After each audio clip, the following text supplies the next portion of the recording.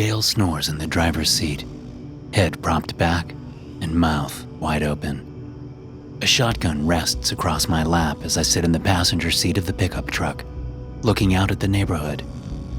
Widely spaced houses sit back from the road, all dark on the inside. It's nearly 2 a.m, and the only lights on at the low cottage-style homes are the porch lights, shining weakly. Despite the lack of illumination from the windows, I doubt the people inside the houses are sleeping. I imagine my friends and neighbors lying awake in their dark bedrooms, staring at the ceiling, listening for any sound they don't recognize. Wives and husbands speak in whispers, trying to calm each other's fears. Maybe the kids are asleep, blissfully unaware. Maybe not. My own kids are too young to know what's going on. They're the reason I'm out here, staying up all night, trying to protect my town from the evil lurking somewhere out in the gloom. A car rounds the bend to my left, headlights moving over the pickup truck. I squint against the momentary brightness. Dale's truck is backed up into the driveway, allowing us to see the immediate neighborhood without turning around. It also makes for a quicker exit should we need to leave. "Dale, wake up," I say, leaning over to elbow my friend in the ribs. He wakes with a snort, looking around bleary-eyed. "What?" With my chin, I indicate to the car that slows to a stop right in front of us. It has a light bar on the top and a sheriff's insignia on the side. "Oh, blast it," Dale says, dragging a hand down his face. The driver's door in the cruiser opens, and a slim man steps out. It's a wonder his utility belt stays on him, he's so thin. He hefts the belt as he walks around the nose of the cruiser. His expression is that of a disappointed parent catching his kids trying beer for the first time. Dale rolls his window down as the deputy steps around. "Morning, Landry," Dale says. "You're up early." Landry ignores him, leaning his thin frame down to look into the truck. "Dale Fontenot, Joe Green," he says. "Didn't I tell you both to stay in your homes tonight? Or did I just dream that conversation?" "Man's got a right to protect his own," Dale says. "And there ain't a law against sitting in your driveway in your truck, is there?" "I thought we were talking as friends when we all agreed to let the sheriff's office handle this," Landry says. "You're stretched too thin," I say. "You know it, and we know it. Last time, your boys didn't get there in time. We lost another one. So if there's anything we can do to prevent that, we'll do it." "You're willing to risk going to jail to stop this guy?" Landry asks. I can see in his face that he already knows the answer. "Damn right," I say. Landry lets out a long sigh.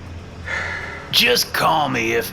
The sound of an air horn cuts through the night, causing us to stiffen and look to the right, deeper into the neighborhood. It's the signal we all agreed on. $5 for an air horn at the big chain hardware store one town over. We cleaned them out of the things. "That's it!" Dale shouts. "Move your damn car!" "Now wait a minute," Landry says.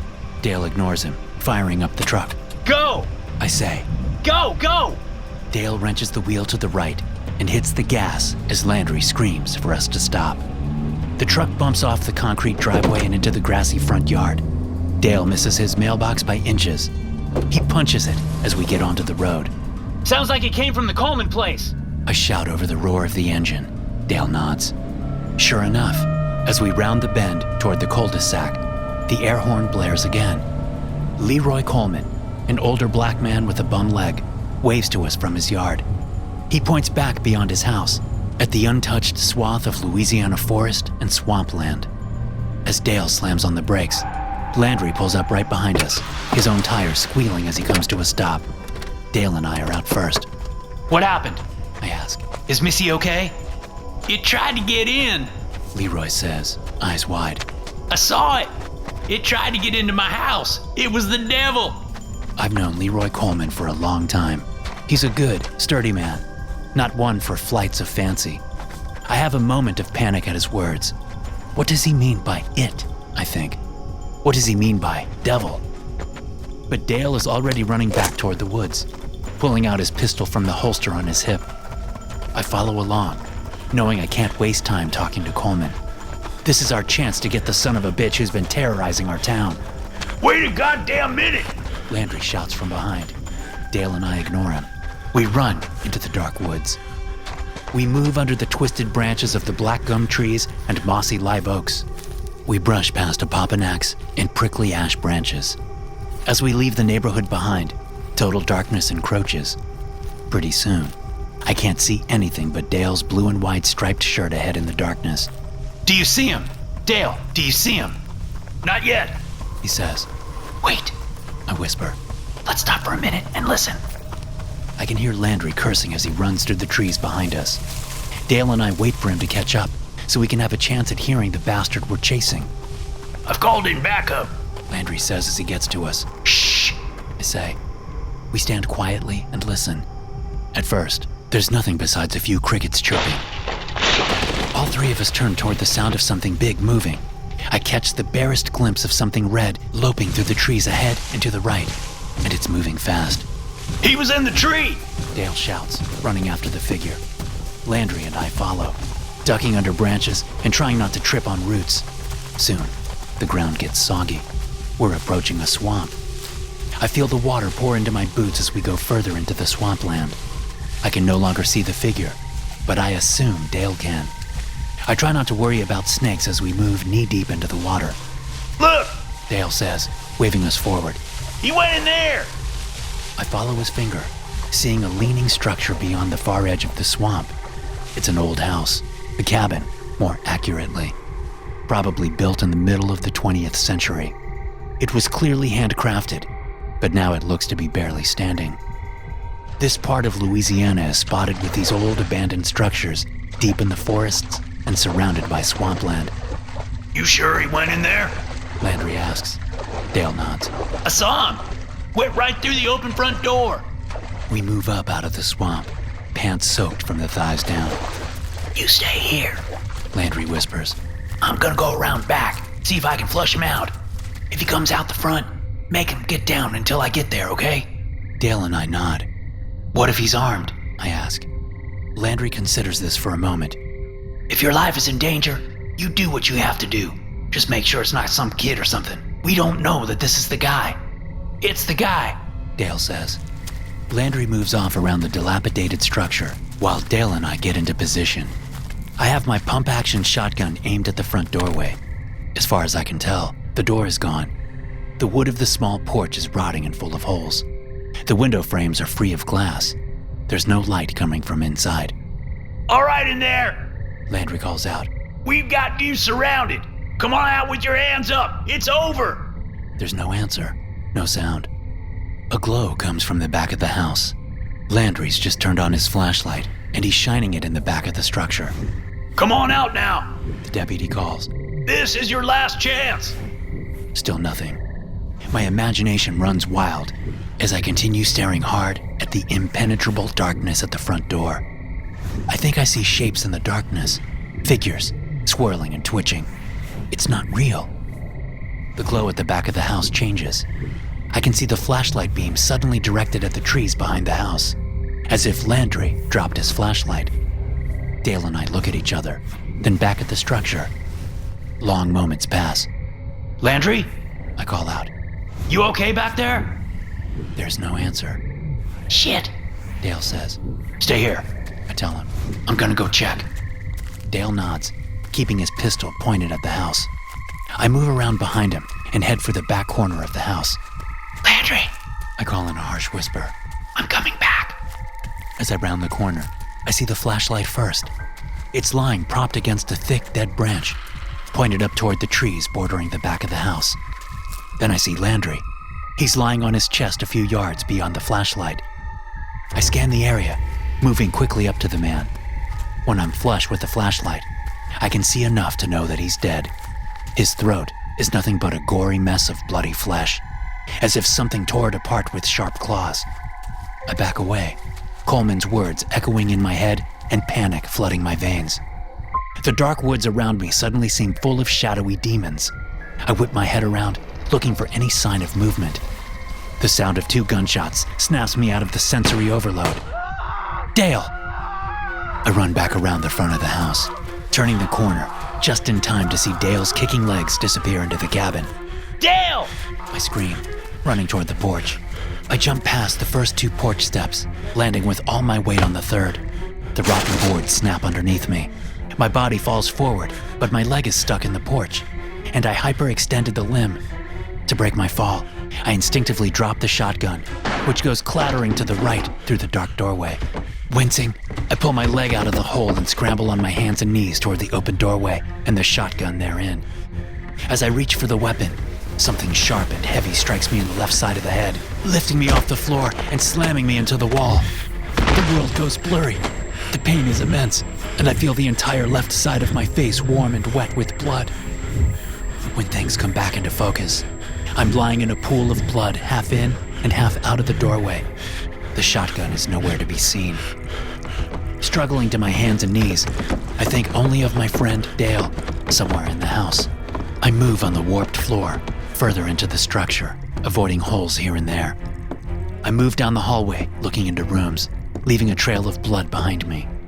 Near the back of the house, I look through a doorway as I approach, seeing Dale's legs. He's lying on the floor, but I can't see his body thanks to my angle.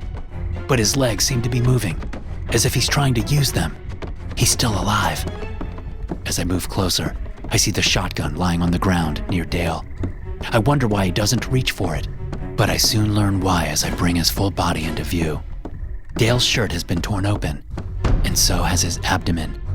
There's a large slice in his belly, just under the rib cage. And as I watch, a demonic figure with mottled red skin reaches into my friend's chest cavity and pulls out his liver. The thing has the body of a man, 2 arms, 2 legs, a torso, and a head. But its face is like nothing I've seen before. It has a slit for a mouth, but no eyes or hair or ears. But there are several strange orifices at the front of its head that seem to pucker and expand on their own. I fight the urge to vomit as the creature carries Dale's liver over to the corner of the room. And for the first time, I notice a third figure there. It's a man I don't recognize, but he's in bad shape. His arms and legs are gone, only long healed stumps in their places. His lower jaw has also been removed. There's no tongue, just an open throat and the top row of teeth. He looks to be unconscious, and his stomach has been sliced open, much like Dale's. The creature sets Dale's liver down on the man's slowly moving chest and then reaches its hand into his body. The man's eyes open in pain as a breath escapes his exposed throat. His crazed eyes wheel around, eventually landing on me. But as the creature roots around inside him, his eyes close again. He's passed out. After a moment, the creature pulls out a bloated and discolored liver, tossing it aside. It then grabs Dale's liver and inserts it into the man's body. It is the devil, I think. It really is. I tear my eyes from the creature and look at the shotgun. It's about 6 feet away. Looking back up at the creature, I see it sticking its clawed hand back into the man's chest, perhaps checking to see if any of his other organs need replacing. Now's my chance. Now or never. As quickly as I can, I pull my legs under me. The movement makes me lightheaded, but I push through. I stand up on wobbly legs, thankful that the floor hasn't creaked under me yet. Gripping the doorway, I take a single step into the room. The creature whips its head toward me at the sound of the creaking floor, the orifices in its face expanding wide. I lunge for the shotgun just as the creature lunges for me. I slam to the ground next to Dale's body, getting my hands around the shotgun just as the creature crashes into me. I feel its claws flaying the skin of my arms as it tries to get the weapon away from me. Somehow, I manage to whip my head forward, hitting the creature right near the disgusting orifices above its mouth. It cries out and flinches away, freeing my arms. I point the shotgun at it and pull the trigger. The blast throws the creature into the wall. It falls to a heap on the floor. Breathing hard, I work the pump action slide, ejecting the spent shell while loading another cartridge. The creature moves, quickly getting back to its feet. It lunges at me, but I fire, hitting the thing in midair and sending it crashing into the wall again. I work the slide again, but it gets stuck.